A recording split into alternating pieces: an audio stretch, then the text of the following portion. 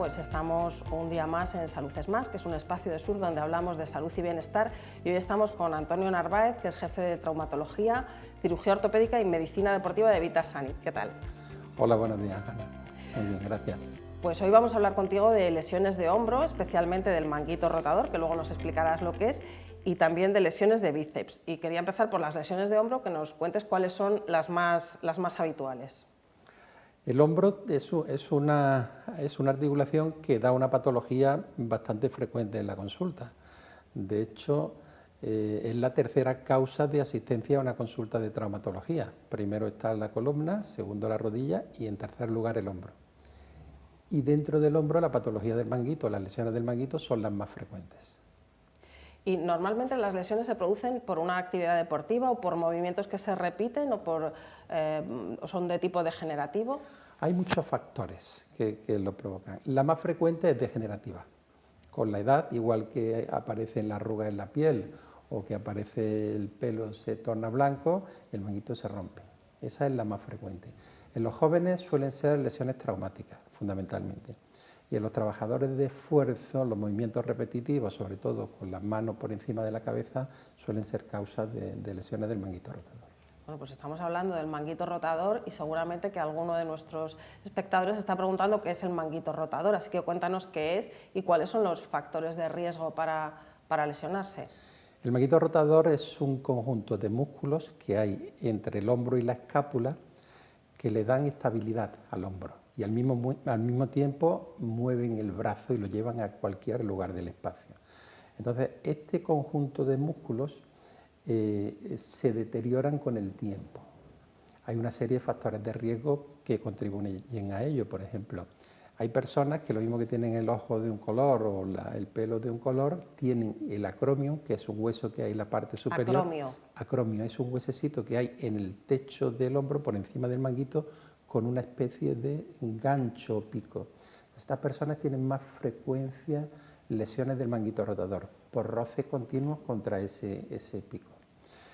Hay factores de riesgo, por ejemplo, los fumadores tienen un factor de riesgo importante porque con el tiempo la vascularización se altera un poco y esa vascularización, si es fumador, interviene mucho en los pequeños vasos, también la diabetes, también el sobrepeso, los trabajadores manuales de esfuerzo con vibraciones pueden ser factores de riesgo para lesiones del manguito. ¿Dónde notaría el dolor una persona que tenga una lesión del manguito rotador?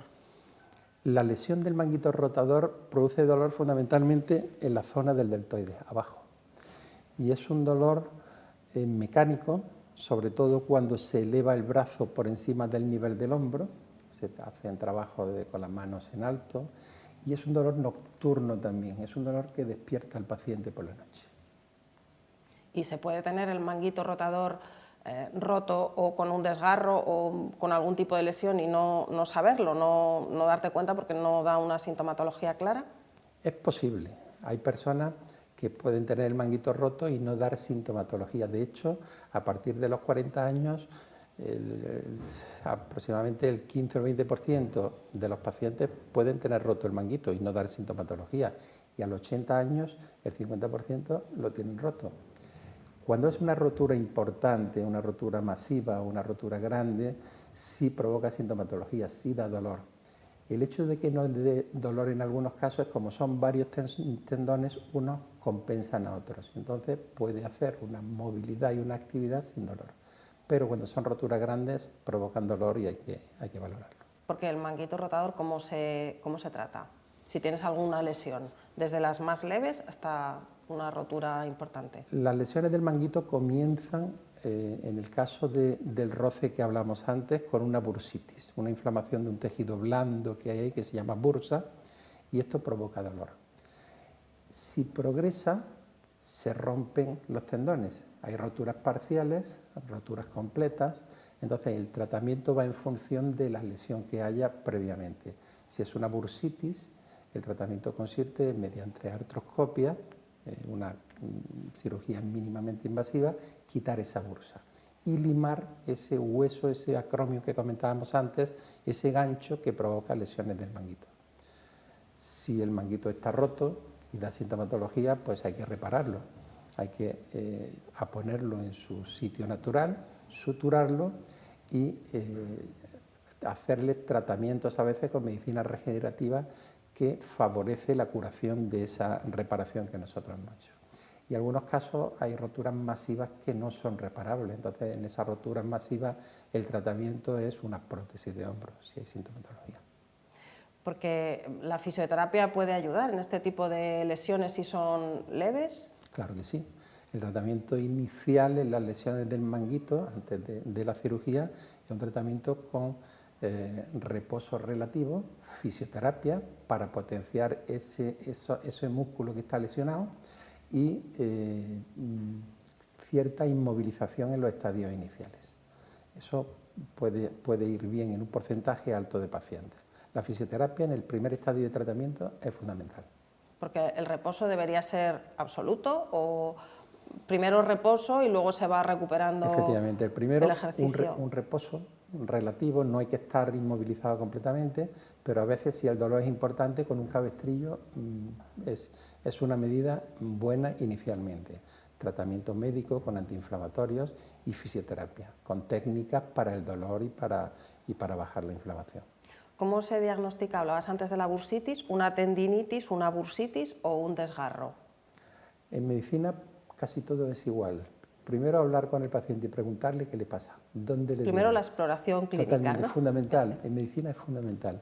Preguntar dónde duele y explorarlo, porque hay maniobras de exploración para cada uno de los tendones del manguito. Nosotros podemos saber con la exploración en la clínica, sin exploraciones complementarias inicialmente, con una probabilidad muy alta qué tendón está lesionado y a veces en qué grado de lesión tiene.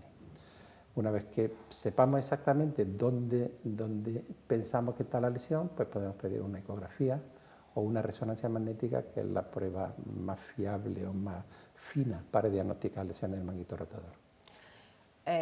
Para algún espectador que nos esté escuchando y que note algún tipo de molestia o dolor, ¿cómo debe actuar? O sea, ante una ligera molestia, un dolor que se produce de repente, en distintas situaciones, ¿qué es lo que tiene que hacer? Si primero es esperar, ir directamente al traumatólogo.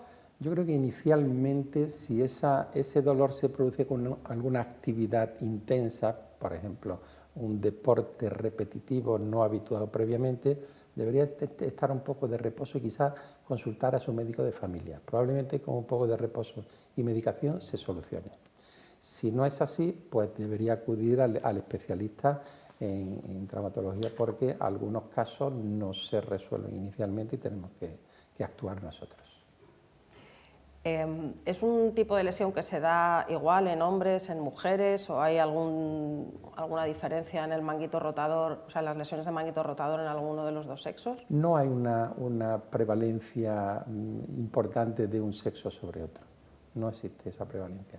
Está relacionado, sí es verdad, con la actividad física y con los trabajos de elevación y de fuerza. Entonces, puede que en hombres, en este grupo de edad, sea más frecuente, pero no hay una prevalencia exacta. Por lo que nos decías antes, pues la mayor parte de la gente a los 80 años tendrá alguna rotura del manguito rotador. ¿Hay alguna forma de prevenirlo o de que se produzca cuanto más tarde mejor? La forma de prevenirlo es evitar los factores de riesgo que comentábamos previamente. El tabaco, pues lo ideal es dejarlo. Por ejemplo, la actividad repetitiva con el brazo en alto, si tenemos que hacerlo, a lo mejor si cogemos una escalera y nos elevamos, no trabajamos en alto, trabajamos con las manos bajo, tratar los factores de riesgo, o sea, que lo pueden provocar. Procurar no hacer una actividad con las manos por encima de la cabeza que sea repetitiva. Efectivamente, efectivamente. En los casos que hay que operar, ¿cómo es la intervención y la recuperación? Los casos que nosotros operamos, cuando está indicado, la cirugía la hacemos por artroscopia, sin abrir. Antiguamente se hacían incisiones grandes para reparar el manguito, ahora por artroscopia, con incisiones mínimas, lo reparamos. Hacemos una sutura del manguito en su posición normal, quitamos la bursa, limamos el acromio e inmovilizamos después. Es bueno tener una inmovilización posterior durante unas 5 semanas, 6 semanas y posteriormente fisioterapia, mucha fisioterapia. la recuperación de una sutura de manguito en un trabajador manual para incorporarse nuevamente a un deportista son 5 o 6 meses aproximadamente. Si no es una actividad de esfuerzo, 4 meses, 3 o 4 meses. Y lo que lo determina al final es el dolor que siente el paciente, si puede hacer su vida habitual o cuál sería. El dolor y la función que tenga el paciente después de la cirugía. Nosotros hacemos revisiones periódicas en consulta. Me refiero para determinar si se le opera o no. Sí, si se le opera o no va en función del dolor que tenga el paciente, de las imágenes que nosotros encontremos en la resonancia magnética y en la ecografía y la edad que tenga el paciente. Si es un paciente de 80 años con una rotura y no tiene sintomatología, no vamos a hacer nada. Si es una persona joven, deportista o de trabajo de esfuerzo que tenga una rotura y aunque no tenga mucha sintomatología, sí lo operamos. Y lo operamos porque puede progresar esa rotura a los otros tendones que están junto a este. Claro, se pueden forzar otros tendones que se les está requiriendo más esfuerzo, ¿no? Efectivamente, al fallar uno. Así es, así es. Vamos a hablar un poco del bíceps. Cuéntanos cuáles son las lesiones más habituales y cuáles suelen ser las causas también. El bíceps es un músculo que tiene 2 inserciones en el hombro. Tiene 2 cabezas que se insertan. Una está dentro de la articulación y otra está fuera. Entonces, la que se lesiona con frecuencia es la que está dentro de la articulación, porque la movilización del hombro interfiere con ese tendón. Entonces, en personas jóvenes o deportistas se suele romper la zona donde se inserta el hombro en el hueso, dentro de la articulación. Y en personas de más edad se suele producir una tendinitis, que es una inflamación en la zona donde el tendón sale del hombro. Entonces, dependiendo de la lesión, así va a ser el tratamiento. ¿Y la rotura en el caso de deportistas es por sobrecarga de trabajo, por hacer algún movimiento inadecuado o se puede producir haciendo las cosas bien, entre comillas? En deportistas esta lesión se describió en los jugadores de béisbol, en los lanzadores. Es una lesión que cuando se eleva el brazo a una posición extrema, entonces la cabeza del húmero choca con la inserción del bíceps y lo levanta, lo despega como si fuese una cáscara de una naranja. Entonces esa lesión se llama lesión de slap en los lanzadores, da su sintomatología inicial, entonces, a veces corrigiendo la técnica del lanzamiento o haciendo un tratamiento fisioterápico potenciando una musculatura en relación a otra, podemos prevenirla. Si se produce, hay que operarlo. Bueno, y me imagino que hay deportes donde será más habitual tener este tipo de lesiones, tanto de hombro como de bíceps, ¿no? Porque estoy pensando ahora en baloncesto, balonmano, voleibol. Efectivamente, en voleibol, lanzadores, tenis, por ejemplo, pádel a veces, o sea, lesiones donde se haga posición de armar el brazo para el lanzamiento. Y en deportistas, por tu experiencia, en deportistas aficionados, no profesionales, ¿en qué deporte te encuentras más lesiones de hombro y de bíceps? Ahora el crossfit, estamos viendo lesiones del hombro por lo que te comentaba antes, por movimientos repetitivos que se hacen en algunas actividades por encima del hombro. Movimientos a veces no controlados y repetitivos. Entonces, evitando ese tipo de movimientos podemos prevenir en cierta medida la lesión del bíceps. Bueno, ya que hablas de CrossFit, en general, para gente que esté habituada a hacer entrenamiento de fuerza, tener más cuidado con las repeticiones, ¿es mejor más carga y menos repeticiones? Es bueno una buena técnica de hacerlo. O sea, con un profesional que te aconseje, una buena técnica no tiene por qué dar ningún problema. Las lesiones vienen determinadas de unas técnicas que a veces no son buenas a la hora de realizarlas o no está asesorado por un profesional que te pueda enseñar. Esa suele ser la causa más frecuente de esas lesiones. En el caso de las tendinitis, que trae de cabeza a muchos deportistas y gente que no es tan deportista, ¿qué es mejor, reposo, sesiones de fisioterapia, otro tipo de tratamiento o según el tipo de según el tipo de lesión, pero inicialmente cuando empieza la tendinitis y un dolor hay que parar, no hay que seguir haciendo esa actividad.